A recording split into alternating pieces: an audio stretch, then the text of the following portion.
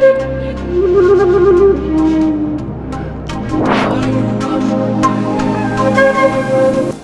my queens and kings. Welcome to Pharaoh Tarot. I'm Butterfly Williams, and I'll be serving up a moon wave reading for the full moon in Virgo. What we do here at Pharaoh Tarot is channel ancestral wisdom for contemporary times through tarot and oracle card readings. So welcome, welcome, welcome everyone, new subscribers and old subscribers alike. There's definitely been an uptick in views and comments and what have you for the channel. It's looking like people are really interested in politics and current events. So I will definitely continue to do readings on those topics. And I'm also going to continue doing these moonwave readings, which are a little more personal and a little more fun. So here we go.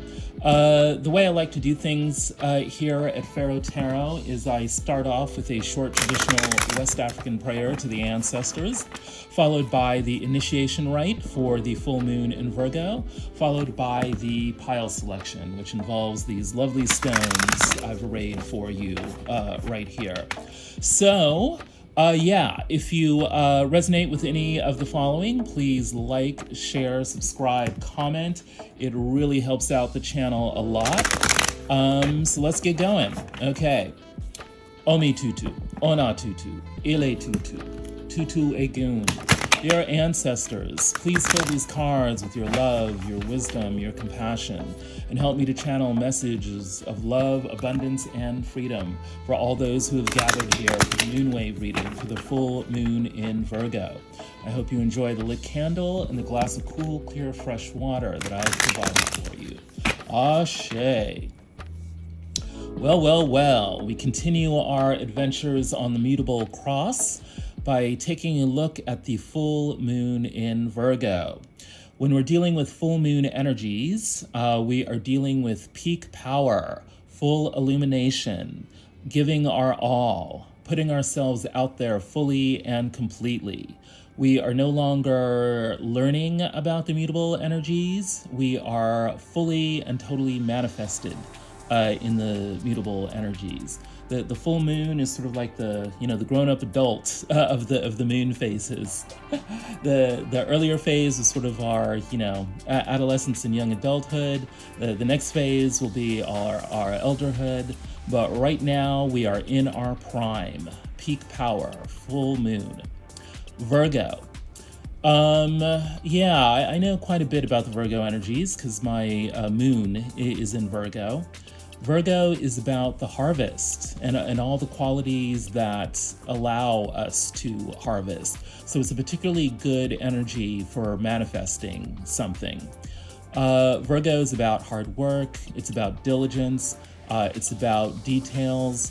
It's about systems, not in a general sense, but in all the cogs and wheels, how a system is put together, how all the different parts work together to create a result. We were dealing with the new moon in Pisces a couple of weeks ago. And Pisces is about being very general, very abstract, very spiritual. Virgo is the exact opposite of all that. It's about being very precise, very detailed, very concrete. If Pisces is a view of the forest, then Virgo is about knowing all the individual trees in that forest and knowing how they fit together. Virgo is interesting because it shares its ruling planet Mercury with Gemini, and we were dealing with the waxing moon in Gemini last week. Gemini, of course, is more about information and perception, and because of that, I tend to associate it, with fun, making witty comments and observations about life and all that, and connecting people through information. Virgo is way more kind of grounded. Virgo is about the practical application of the mind, and it's about, doing stuff in a very particular way, as opposed to just talking about it and thinking about it. Virgo too, I think, is very interested in connecting, people and things, but it's doing so in order to gain a practical result in the real world. It's much less fun than Gemini, in my opinion, but I'm sure there's an awful lot of fun Virgos out there who can, prove otherwise. Virgo is, it's very serious about work. It's very serious about health. It likes things to be, nice, trim, tidy, and fit. And it likes things to work. It's one of the more goal-oriented signs in the zodiac. So let's put that together with the full moon energies. Wow. It's a full moon in Virgo is quite something else, because it's the point at which, the grand master plan is actually spelled out in detail, on a map or in a contract. It's like, the grand vision that was spawned in Pisces now gets down to, the brass tacks. In actual words, on the printed page, in a action plan, or in a nod to current events, a battle plan. Things get very real under a full moon in Virgo. It's like, instead of just thinking about the vacation, you're being given a car and a roadmap, and you're actually going on that vacation. Along with a list, of everything that you need for that vacation that's been packed away, in your luggage. So Virgo in the full moon is very much about using every single neuron in your brain to yield, maximum results. A full moon in Virgo is about feeling truly plugged in to the universe on a sensual and practical level. So if you were feeling kind of loosey-goosey, a couple of weeks ago, by now you should have pulled your, head out of the clouds and feeling like you're, hard at work, actually, kind of grinding something out. You're not just simply kind of pursuing your dreams, you're manifesting them on a certain level here. You're taking care of all the details that will allow that dream to come true. What are some images that are coming to mind? A hospital, an office cubicle, flowers, especially if they're red, yellow, or green. Yeah, roses, especially the thorns, on a rose. A tight-fitting dress. Loafers. These are just random images I'm getting. A couple dancing in a favorite restaurant that they haven't been to in a long time. A jaguar, meaning the car, although I love the animals as well. A school, children in a school, their heads down at testing time. Also children taking a nap. At school, very young children. What else am I getting? A mother with a grocery list. A father cheering on his child at a sports match.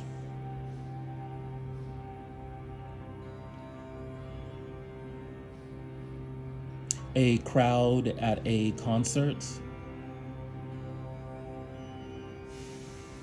both a classical concert and a pop concert. A mathematician finally finding the solution to a equation that he's been working on for a very long time.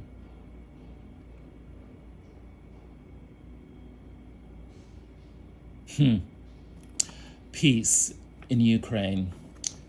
All right, let's move on then to the pile selection.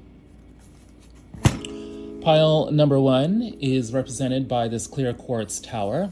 This will be for the House of Life, your guide to waking reality.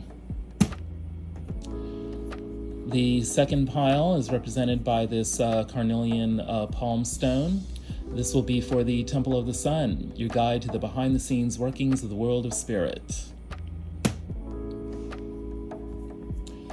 The third pile is represented by this Mookaite. I like to call it my alchemy stone because of the white, black, red, and yellow colors. This will represent the Valley of Paradise, which will give you some practical guidance for the moonwave cycle. And the black Tourmaline dodecahedron. This represents the Council of the Elders, which will integrate all of the wisdom from the previous 3 piles. All right, pause the video for a few moments if you need to make your selection. And let's move on to pile number 1. Hello, pile number 1. If you chose the clear quartz tower, you are in the right place. Welcome to the House of Life. Let us give honor to Lord Haru, the falcon god of ancient Egypt. May he guide us to swoop down from the skies and scoop up our prey from planet Earth with vigor, precision, and grace. All right, what is the overall energy for the full moon in Virgo? Haha, nice. The Magician. This energy is about having access to everything one needs in order to manifest a certain vision of reality. It is very much about having magic. It's more than just having the access to the resources, it's knowing what to do with those resources, and it's also very much about acting at the right time.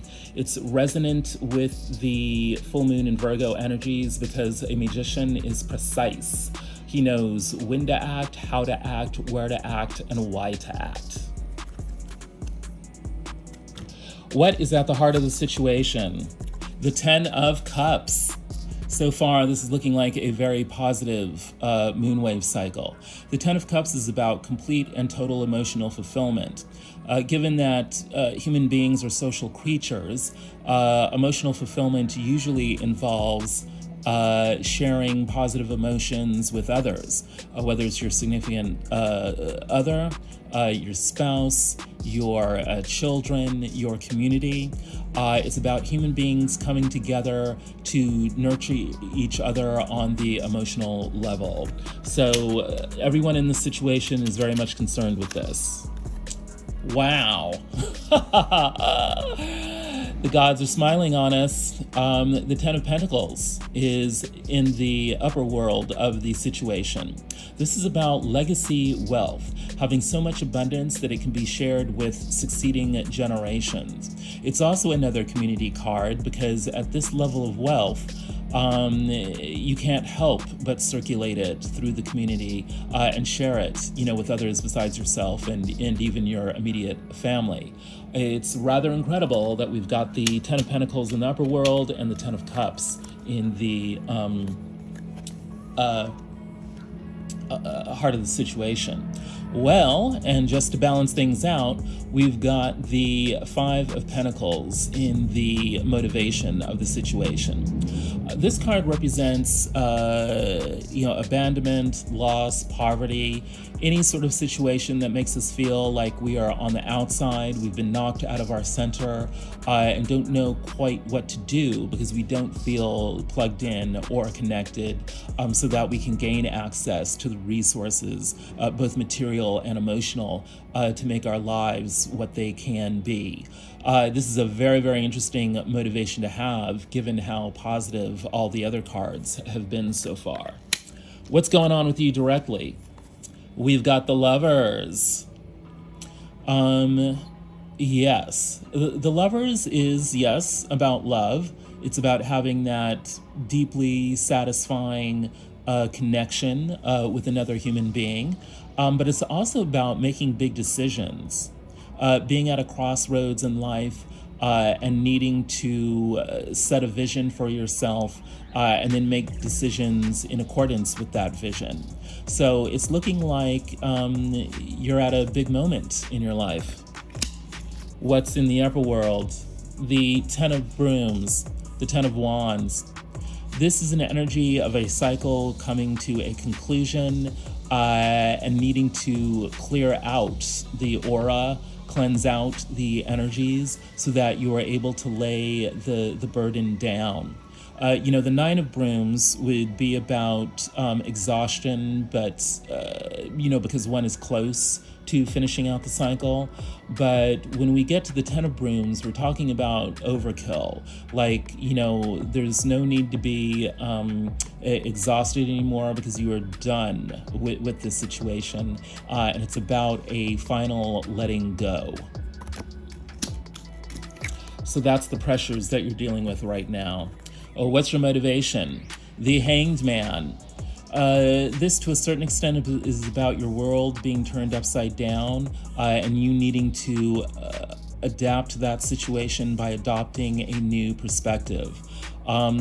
Usually in a Hanged Man situation, this need to adopt a new perspective is being forced upon you by circumstances.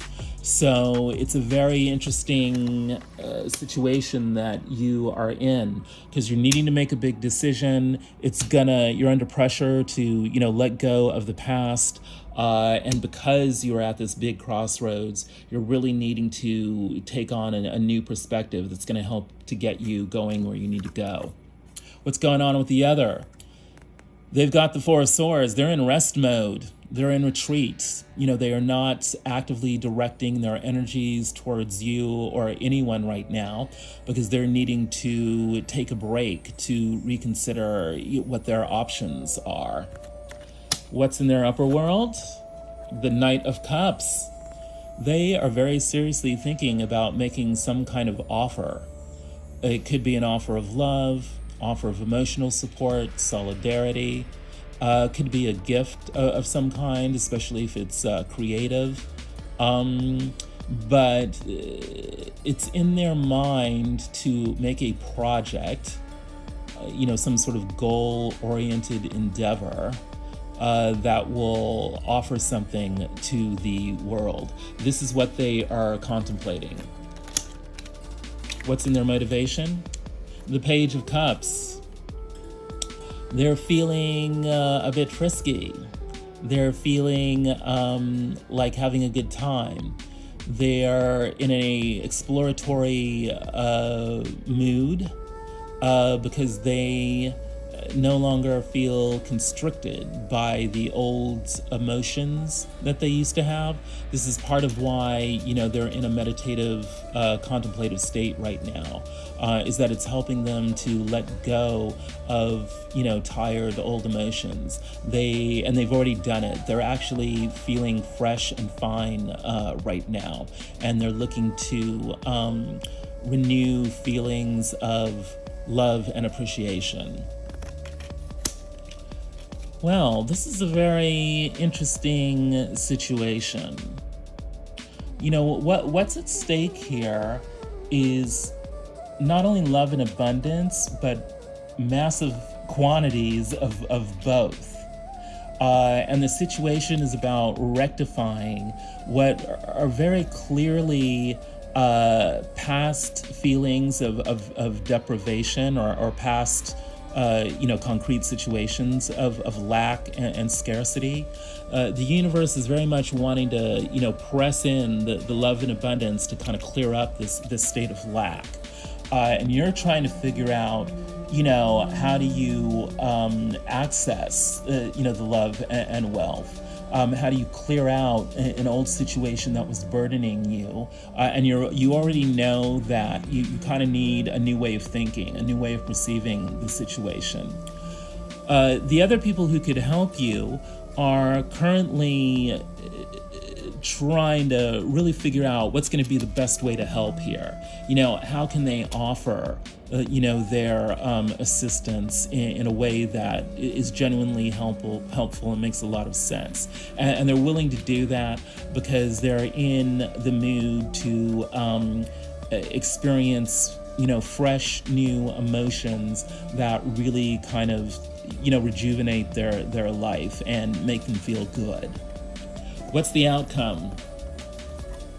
Well, the Five of Cups. This is about being obsessed with the past. That usually means you're feeling some kind of regret that you can't, let go. And yet all you need to do is turn around to see the two cups that are still standing, the lovers, as it were, to put your mind in the right frame to, access feeling good about your life again.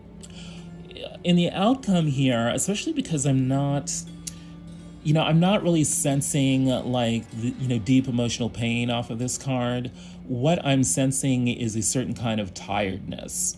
The outcome here is about everyone realizing that they're tired of being obsessed with the past, tired of feeling regret, and by coming into recognition of that kind of emotional exhaustion, it's signaling that people are finally ready to let it go once and for all, to finally turn around and access that two of cups of union, togetherness, relationship, reconciliation. What's in the upper world of the outcome? The Hermit. Deep solitude that allows one to find the inner illumination, to rediscover the spark of life that can then be hoisted up and shown, to the outside world.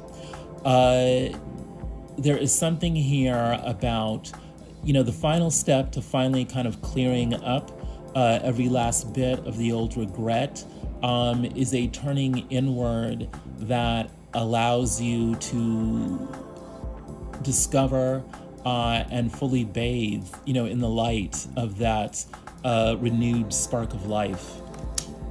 What's in the motivation? Yeah, right. The Nine of Brooms. I was talking about this card earlier when I was discussing the Ten of Brooms. The motivation for this outcome is, emotional exhaustion. We are at the end. We are nearing the end. In order us to finally, get onto that new road that the Fool is urging us to step upon, we just need to do a tiny bit more of emotional work and just let it all go. Relax, contemplate, meditate. I like to think of this column as being the other, but this column can also, just be our shadow. What we're really needing to do now is just relax, find out what we want to offer the world, allow ourselves to feel some new emotions that we would rather be feeling than the same old tired ones. What's the advice? The Four of Wands. Celebrate. Yeah, take some time to sit down and journal, to write down a list of all the things that you're grateful for in this moment. This is also, a card of celebration. So going out and having fun with others in a communal setting, a party, a dinner party, a nightclub, a picnic, anything that is a joyous gathering together of friends and family. It also might be time to, rearrange the furniture in the house, get some new, curtains or a new television set or whatever, anything to celebrate, the home, the actual building that you live in. Doing all these things that give you a renewed appreciation for the people in your life and the communities that you are a part of is going to help you reach the finish line of, clearing out all the old emotions that no longer serve you. Well, this is a very, very positive and helpful full moon in Virgo. And when I say helpful, that's such a classic Virgo kind of word. Virgo is very much about service, and it's looking like this particular moonwave cycle is about service to the emotions. It's almost like a therapy, if you will. It's that final clearing out of ways that we no longer want to feel, so that we can access the good times, the good stuff, and let the good times roll. All right, that is the House of Life. Let us give thanks and praise to Their Majesty Lord Haru. If any of this has resonated with you, please like, share, subscribe, comment. It really does help the channel out. I'd love to hear from you. Also, I do personal readings. If you'd like a moonwave reading or one of the other options, please take a look at the description box below. All right, let's move on to pile 2. If you chose the Carnelian stone, you are in the right place. Welcome to pile 2. This is the Temple of the Sun, your guide to the behind-the-scenes workings of spirit. Let us give thanks and praise to the Great and Holy Mother Aset as she folds us in the wings of love. All right. We know that the overall energy for the moonwave cycle is the Magician, full-on manifestation with full access to all the resources that you need to make your vision become a reality. We know the advice is the Four of Brooms. This is about celebrating your community, your home, and your family. What is at the heart of the situation? The King of Wands. Yeah, baby. We're stylin', we're ballin', we are on the top of the world. The King of the Wands is about charisma, action, energy, savoir-faire, knowing what to do and with whom all of the time. Everyone looks up to the King of Wands. Everyone admires the King of Wands. The King of Wands is always the first guy invited to the party. He helps to get the party started. This situation is very much, from a spiritual perspective, about celebration, and specifically a celebration about stepping into your power. The time for feeling like you didn't know what you were doing is over. It's now time to realize that you know your stuff so well that you should be able to strut your stuff. What's in the upper world? The Four of Swords. Very interesting, because the Four of Swords was in the middle world of the other, in the House of Life. The Four of Swords is about rest, relaxation, meditation, contemplation. It's about withdrawing inward in order to restore oneself and provide time and space to come up with a new vision for what can be. So, the people in this situation are advised to chill out a bit in order to step into their power. It's an indispensable step to, really stepping into all that you can be. What's in the motivation? The Nine of Wands, another double card, because this was the motivation of the outcome in the House of Life. The Nine of Wands. Exhaustion, almost being at the very end, wanting to feel like maybe you should give up, but that would be very inadvisable because you're almost there. It's so interesting the way it is depicted here in this Journey to Egypt card.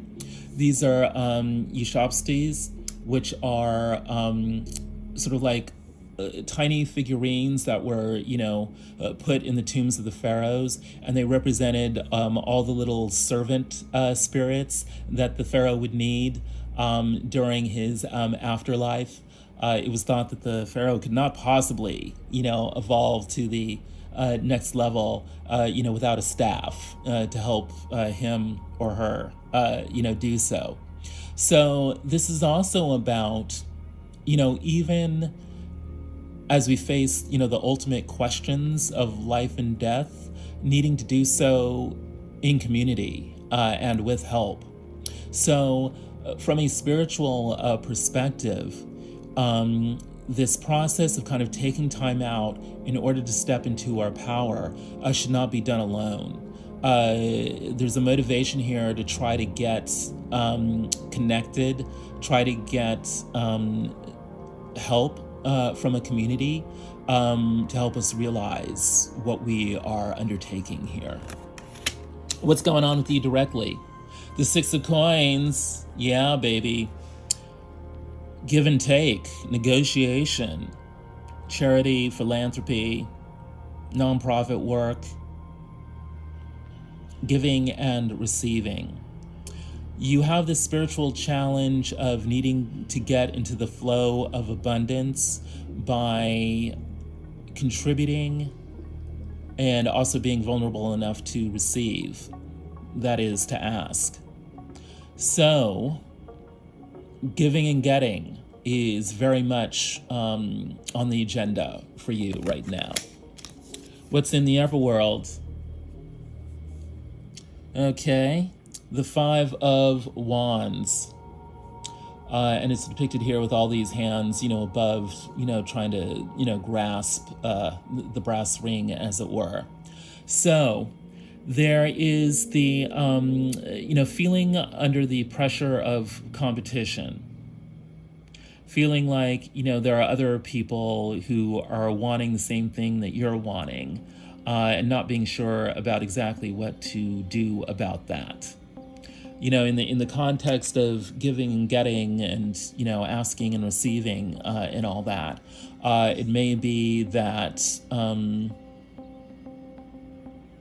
those who can help you are having to consider, other requests or are looking at other options.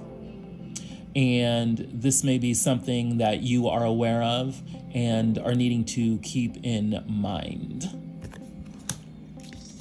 What's in the lower world? Little Gourd, another double card, the Page of Cups. It's so interesting that there's lots of double cards out on the tray. This is usually a very strong sign that the ancestors are saying the reading is, very much, on track, since the same themes are popping up, in different piles. The Page of Cups is about having a youthful appreciation for the emotions and creativity. It's about wanting to be in the flow, emotionally, wanting to feel good. It can be a little goofy, a little giddy. It's sort of like the full flush of emotions that you may remember from your adolescence. Or if you're a teen listening to this, then you already know what I'm talking about. Those were the days. But yeah, it's about, raw emotion that is so wonderful to feel. Or, so tragic to feel, depending on, how good or how badly, the day is going. But the motivation here is to be able to access, emotions in a pure, raw state, because that is what makes one feel alive. It's an interesting mix of energies,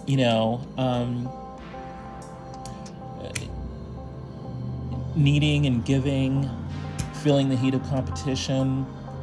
This perhaps, bringing up all sorts of raw and wild emotions that make you feel truly alive. What's going on with the other? The Eight of Knives. They feel like they've gotten into some trouble, of their own making, and they're kind of, not sure about how to get out of it. It's a mental trap. It's usually about limited thinking and negative thinking. not realizing that you have the power to get yourself out of the situation.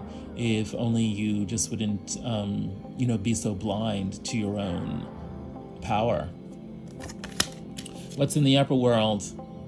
The Seven of Cups with a serpent underneath. This is about having lots of different options and being confused about which of these options is right for you, and really fearing like if you make the wrong one, you're going to get bit. So part of what's feeding the negative thinking of the other is that they can't see through to the end. They're looking into the unknown, and this is making them feel very insecure. What's in the lower world? Yeah, the Five of Coins, another double card, because this was also in the motivation of the situation in the House of Life. Feeling left out, feeling abandoned, fearing, poverty and all that, not really sure about how to get connected so that you can access the resources you need to kind of, move forward.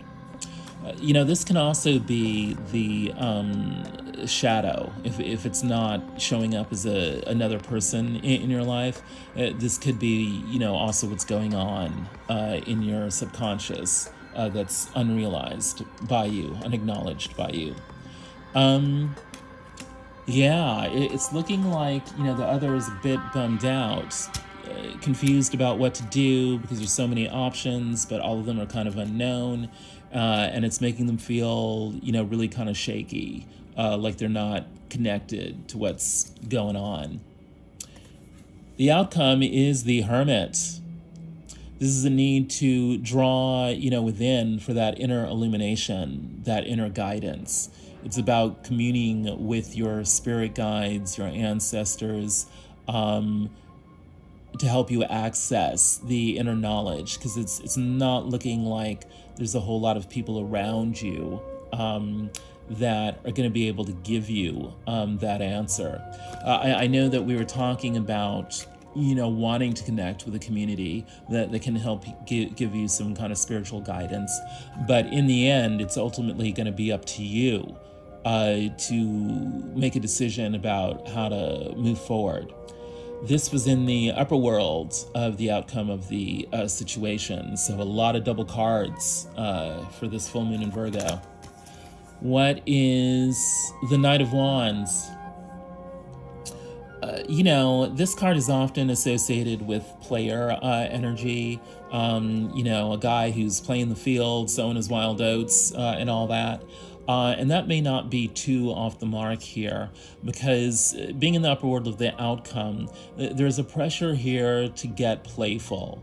There's a pressure here to learn what your options are, but actually going out and discovering those options and interacting, with them. Taking a risk, willing to be vulnerable enough to see if you can score, if you will. The Knight of Wands is not sitting around moping at home. The Knight of Wands is out there trying to have some fun.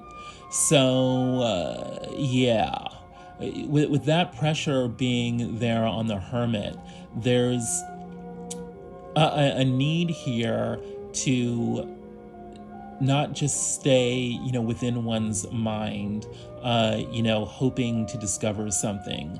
There is a pressure to actually get outside a bit, interact, with people a bit, even as you are making a firm commitment to your inner process to discover some answers for yourself. What's in the motivation? The Nine of Coins, right? Success, baby. This, it's often said in the traditional tarot that the Nine of Coins is the pre-Empress. And it's so interesting because in this depiction in the Journey to Egypt tarot, the woman looks very much like an empress with the pregnant belly and all of that.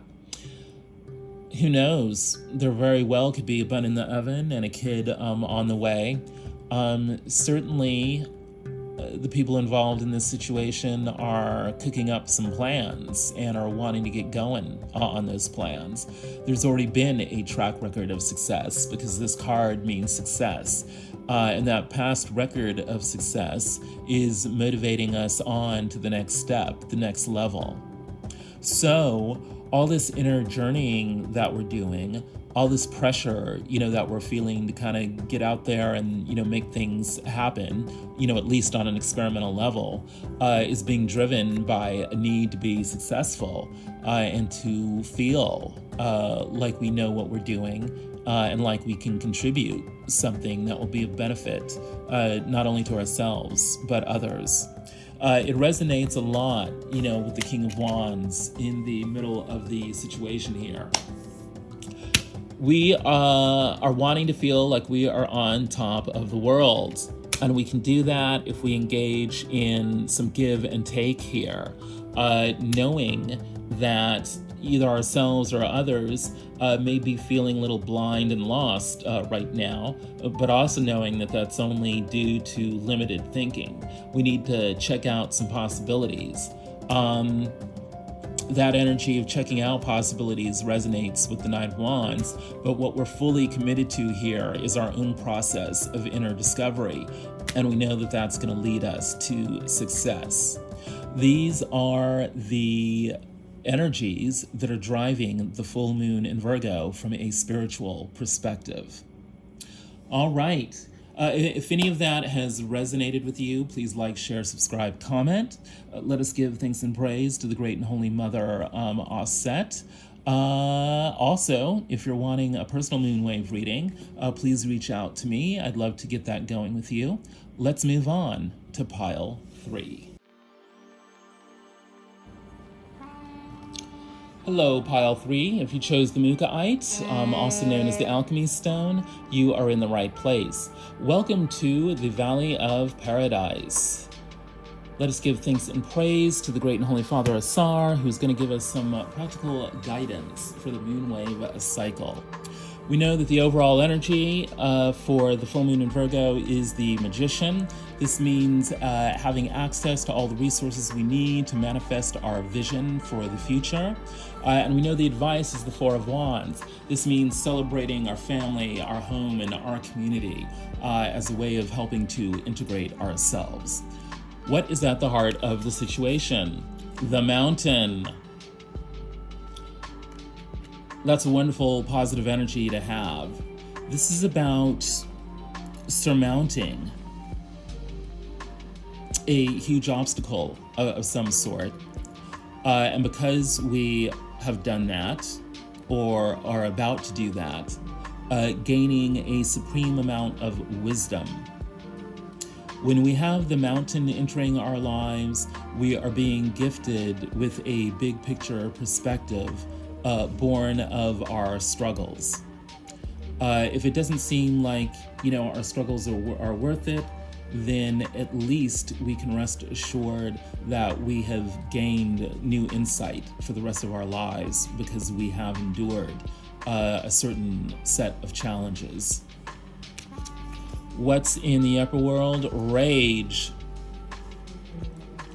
It's looking like things went down that caused us to feel a great deal of anger. Things may have happened to ourselves, to those we love, to our homes, to our workplaces, that we did not agree with, that we did not deserve. There is a thirst for justice and a demand that things be rectified that is putting pressure on this situation. The struggle to reach the top of the mountain has colored our emotional state in a dark way, and we're looking to heal ourselves. The Adinkra symbol is Menso wo keratin. I am not carrying your basket. a symbol of self-reliance and economic self-determination. Right. It's looking like the struggle of the mountain had to do with work and or income. Perhaps there were certain obstacles put in our way that made us feel, very angry. Perhaps there was some kind of partnership that didn't quite work out the way that it should have. Or perhaps, we didn't quite have the skills, that we needed. Or perhaps we were entrapped in some kind of scam, or something. But there's something here having to do with work and money and partnership, having to interact with someone else that did not quite work out the way that it should have. And now we are determined to rely on ourselves, learn our own skills, be on our own. We're becoming self-reliant because that's what we need to do in order to survive. What's going on with you directly? A deeper form of self-love will emerge when you fully embrace your shadow. Yeah, there's something here about allowing yourself to feel the rage, or if you're already feeling the rage, allowing yourself to process that in a way that is healthy for you.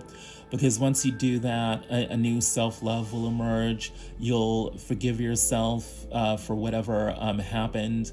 It doesn't necessarily mean that you were weak. If you were the victim of something that your business partner did, it doesn't mean you're stupid if you didn't happen to have a certain kind of skill that you needed.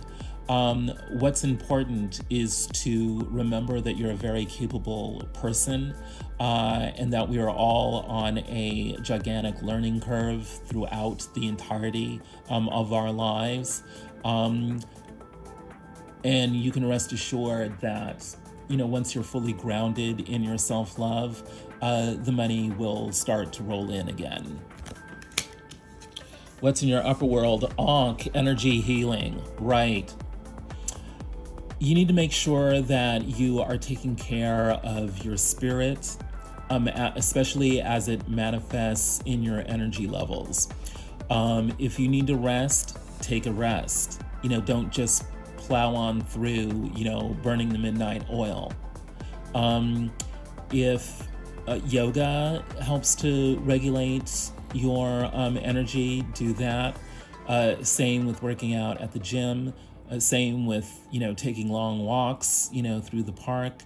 Do whatever it takes to nurture your energy. Usually kind of rest and some sort of body movement. If you enjoy, dancing at a nightclub, go and do that. If you enjoy bicycling, do that. But there's something about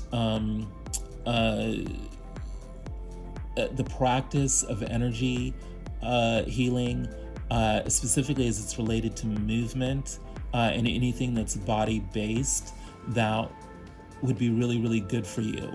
I'm definitely picking up that, the arts, creativity, movies or, poetry, theater would also be really good to, heal your energy gaps. Your spirit animal is the red jungle fowl. Rise and shine, the past is behind you. Reflect on the lessons you've learned and embrace your bright future. Right. There's been some heavy themes, throughout the reading about letting go of the past, especially on the emotional level. It's always a brand new day. There's always a brand new future awaiting for you. So don't let yourself mope around, too much. Allow yourself to realize that your struggles have allowed you to learn some really key things. And those lessons and that struggle don't mean that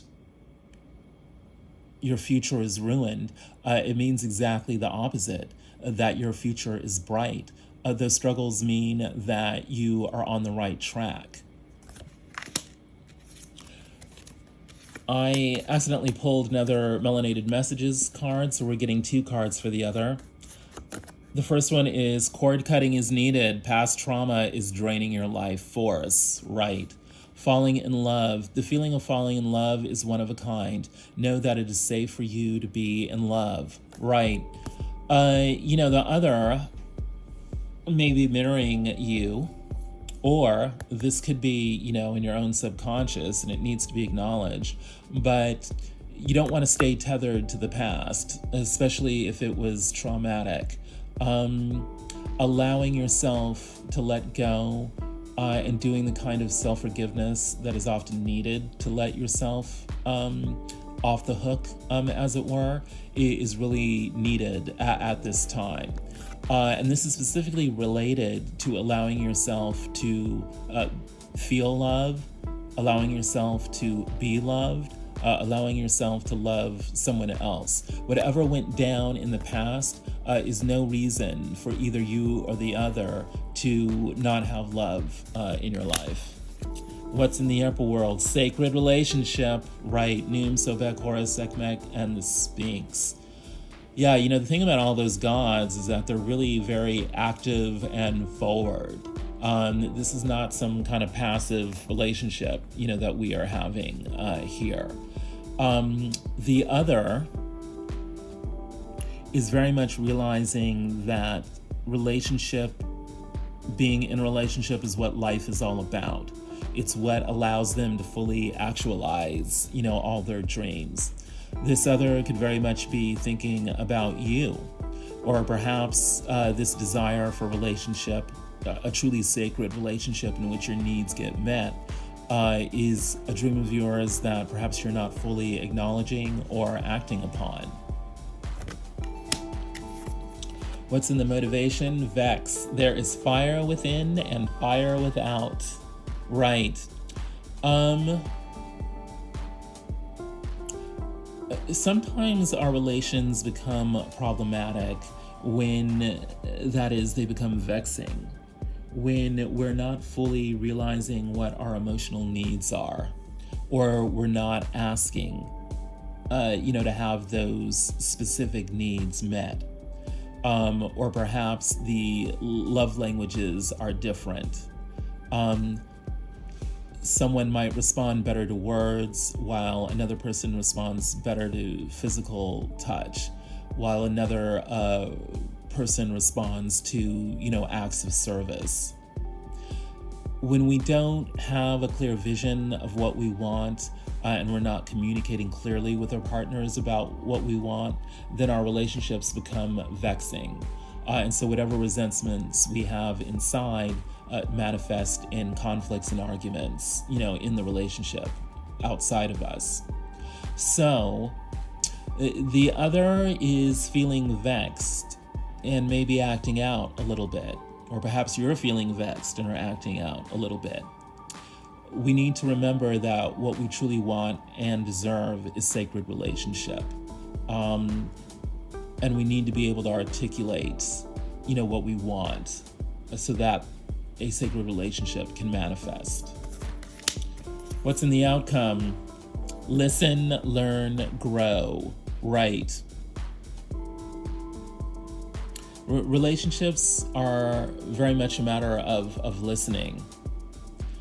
And listening requires that we make time and space for authentic communication to happen. So don't let special opportunities to express yourself and to have your significant others express themselves pass you by. Put it on the agenda to make time for these special moments in which you can listen, learn, and grow. What's in the upper world? Save your money, time, and energy. Well, if the relationship is unsalvageable, I mean, if the other is not willing to play the game of a sacred relationship, then perhaps you should save your money, time, and energy. On the other hand, this card could also be about actually targeting your money, time, and energy, budgeting your money, time, and energy.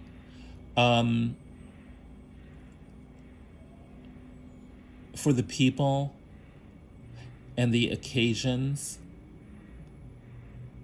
that are going to give you the greatest bang for the buck, as it were, give you the greatest return on investment. There's something here about wanting to be mirrored in a way that makes you feel good. And if you're going to invest your money, time, and energy, in someone, whether this is a romantic relationship or a business relationship, you want to make sure, or at least you want to increase the odds, for that money, time, and energy coming back to you.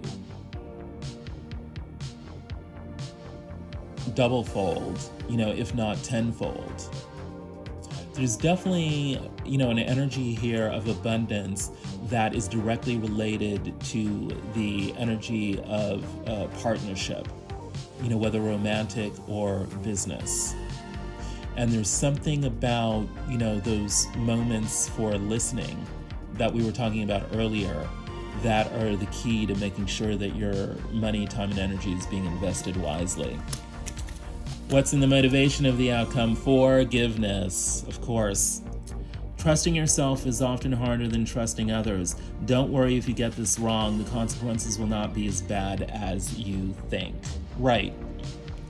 I mean, anything that is involving your heart or your bank account is going to be a high-stakes situation. But if we are approaching the situations that affect those things with an attitude of forgiveness, that is restoring trust in ourselves, which is the only basis for restoring, trust in others, then we don't have to let ourselves, get caught up in cycles of, recrimination and blame and, woulda, shoulda, coulda. All of that, really kind of undercuts those moments for listening and these occasions for moving ourselves forward, both in terms of our love relationships and our business relationships. We need to be able to forgive what other faults we have and forgive, what other faults other people have, so that we're clear to receive. Yeah, the worst thing for abundance is, resentment. Another bad thing for abundance is lack of gratitude. If we can forgive whatever went on in the past, then we can clear out the time and space for prosperity. Well, that was quite a bit of advice there. There has been a struggle, but we have finally gained wisdom from that struggle. And this is allowing a deeper form of self-love to emerge, within us. There was something about those struggles that, kind of shoved our face into our shadow. But now we know more about ourselves, and others. The other is needing to cut cords to a traumatic past, and that can be facilitated by allowing themselves to feel the energy of love, within their hearts again. And the best way to make sure that the wisdom that we've learned manifests in abundance is to cultivate moments in which we can listen, learn, and grow. That's how we're going to get the best out of this full moon in Virgo. All right. If any of that resonated with you, please like, share, subscribe, and comment. It really helps the channel out. I'm also available for personal moonwave readings. Please check out the options below in the description box.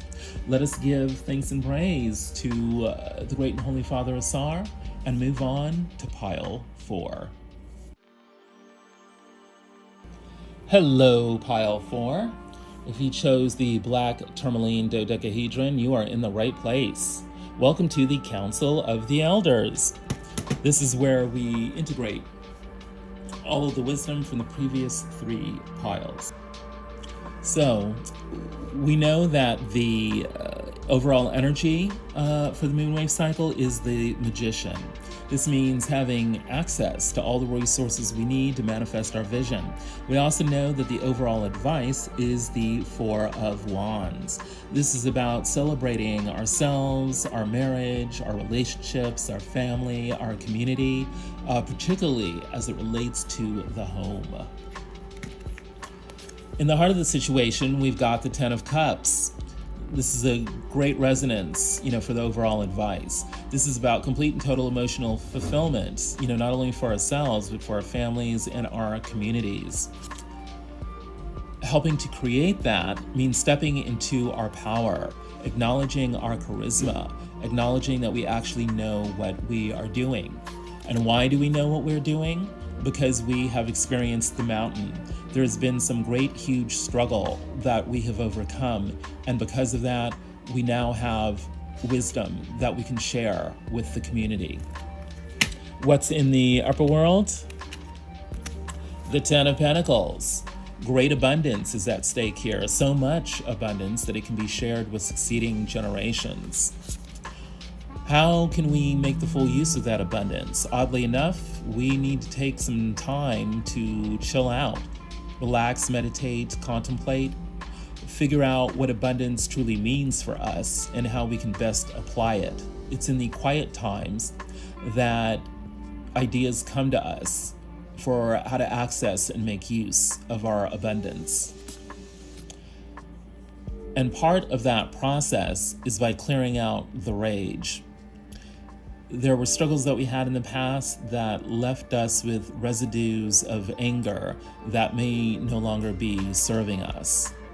Or it could be just the fuel that we need to make that last push to fully realize our abundance. What's in the motivation? The 5 of Pentacles. We're tired of being poor. We're tired of feeling left out. The scarcity mindset is no longer serving us, and we're needing to leave that in the past. We've got the 9 of Wands energy here. We're wanting to access communities that can help us release the scarcity mindset consciousness, release all feelings of lack, so that we can finally close out the cycle. We know that we are very close to accessing our abundance, and we could use a little encouragement to move forward. And we know that this is going to push us into an attitude of self-reliance. Our economic self-determination depends on us realizing that our answers can be found within. What's going on with you directly? You've got a big decision to make.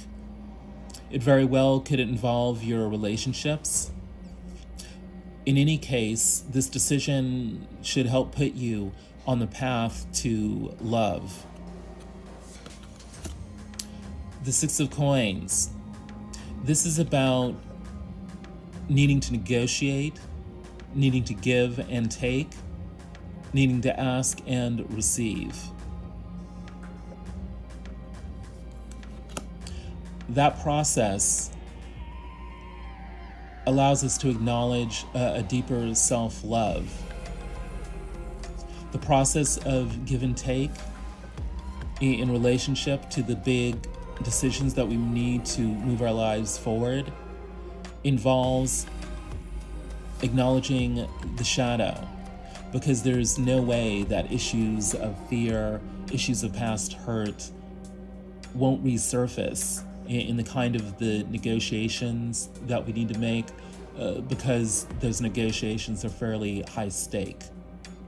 We're definitely dealing with an energy of vulnerability here, and we need to become more comfortable with that vulnerability in order to integrate our shadow and make the right kinds of decisions for ourselves.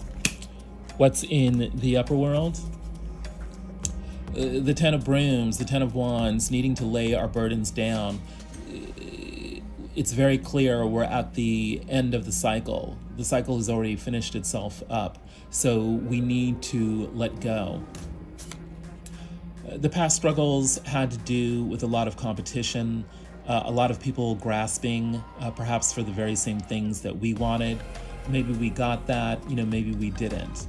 But now the attitude of competition and all the anxiety that went with that can be fully released. And we do that by tending to energy healing, doing our exercise, doing our yoga, going out and dancing and having some fun, doing some qigong, whatever practices that help us to realign our chakras and supercharge them with vital life force is what we need to be concentrating on right now. What's in our motivation? The Hangman. Outside circumstances have forced us into a place to where we know that we need to get a new perspective on what is happening so that we can move forward. A key to that is our emotions. We're wanting to feel new feelings and leave old emotional frames behind. We want to feel good about ourselves. We want to enjoy life. We want to experience new things, new pleasures that help us to feel like life is worth living. And our power animal is the red jungle fowl. We are eager to wake up, and we can do that because we can leave the past behind us. But we know that we've learned certain key lessons, and we know that we're ready to step into a bright future. What's going on with the other? Or this could be lurking in your own subconscious. A need to rest, relax, and meditate. It's by doing that we put ourselves in a receptive mind state for the kinds of insights that we need to move forward and the kind of emotions that we would rather be feeling. Yeah, it's the meditation and the resting and the relaxation that helps us to take off the blindfolds that are keeping us, trapped in self-sabotage. We can easily put ourselves on, the path to renewal if we're willing to take a look at how our own actions and our own mindsets are keeping us stuck. And one of the ways in which the other, or perhaps you, are being stuck is that we still have these cords to traumatic past events that we need to cut. The trauma that happened in the past, and we need to realize that we don't have to continue to let those past situations define who we are and dictate what kind of actions we can take. Because we know that we want to be able to fall in love again. We want to be able to feel love in our hearts. We want to be able to receive love from others. That's the ultimate prize here. And what is the other feeling pressured by? A need to get going with offering love or emotional support or something creative that nourishes others. This can be hampered by feeling confused about, all the options, in front of us. We may be feeling like if we make the wrong choice, we're going to get bit by some kind of snake. But those fears can be assuaged if we're willing to enter into and be guided by sacred relationship. Reaching out to others, or finally acknowledging that what we truly want is to be in relationship, or finally being willing to speak up for ourselves and ask for what we truly want inside of the relationships that we already have.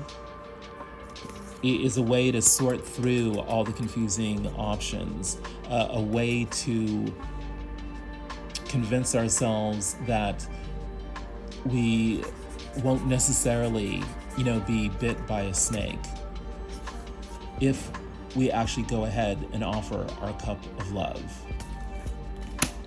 What's in the motivation? The Page of Cups again. Wanting to feel renewed, wanting to feel that giddy puppy love, wanting to feel like we're having fun. And yet, scarcity mindset, all those old feelings of lack, are holding us back. Even if we are facing a financial crisis, even if we feel like we've been scapegoated and left out in the cold, it's still possible to have fun. It's still possible to feel good about ourselves. And yet, our relationships may be feeling like curses. We may be feeling like we are trapped in vexing situations. A return to self-love is going to help us fix that situation. And what is the outcome?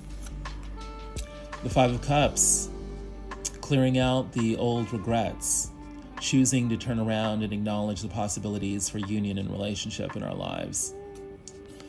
This is why we're in hermit mode, because the hermit mode is what allows us to leave the obsession with the past and integrate, possibilities for union into our current reality.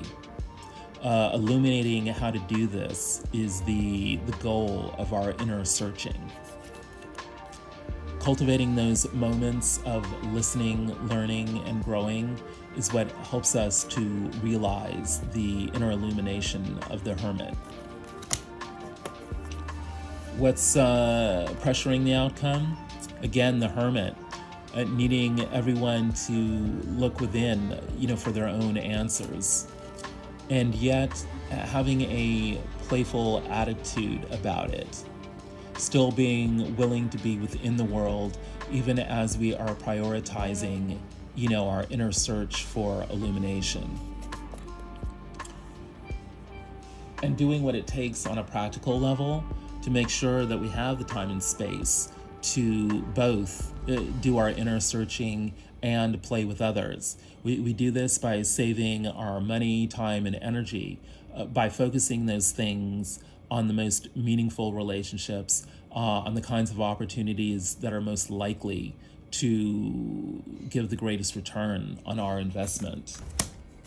And what's motivating this outcome?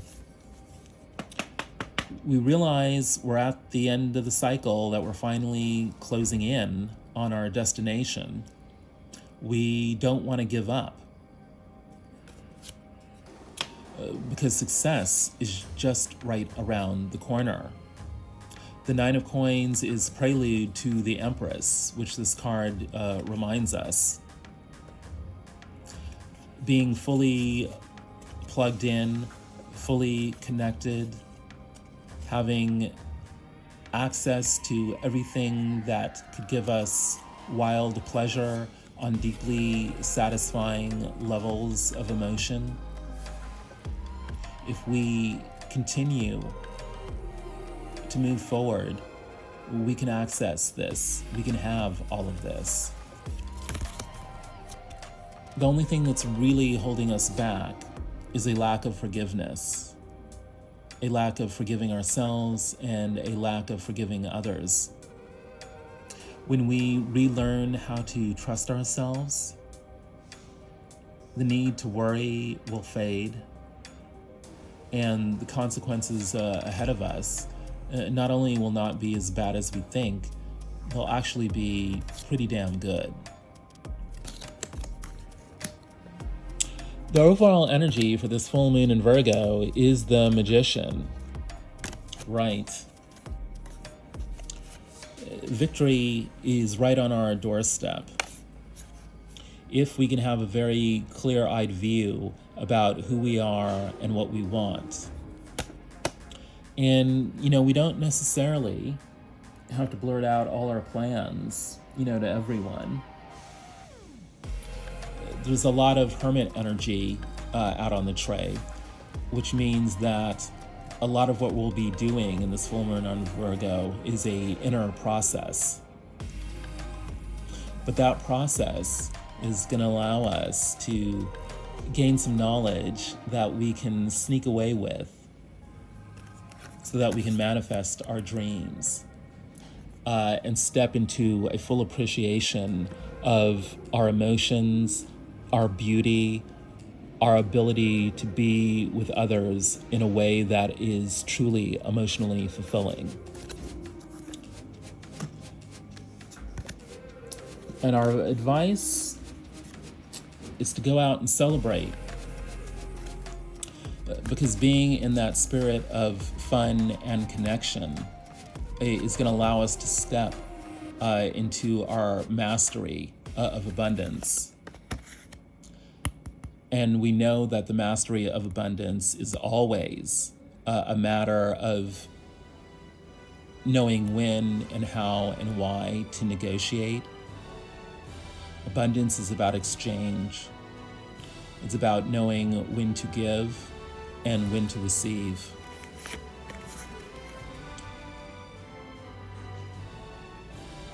And we're going to be professional about this. We're going to play by the rules. We're going to allow our commitment to spirit to guide our moves as we strive for abundance. And all of this is going to allow us to recognize our own expertise, our own abundance,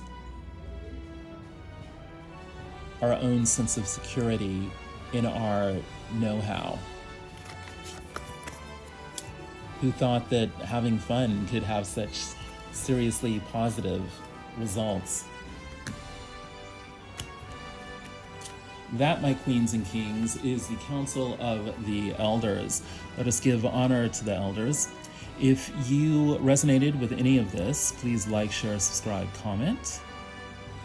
I'm also available for personal readings if you'd like. You can check out your options in the description box below.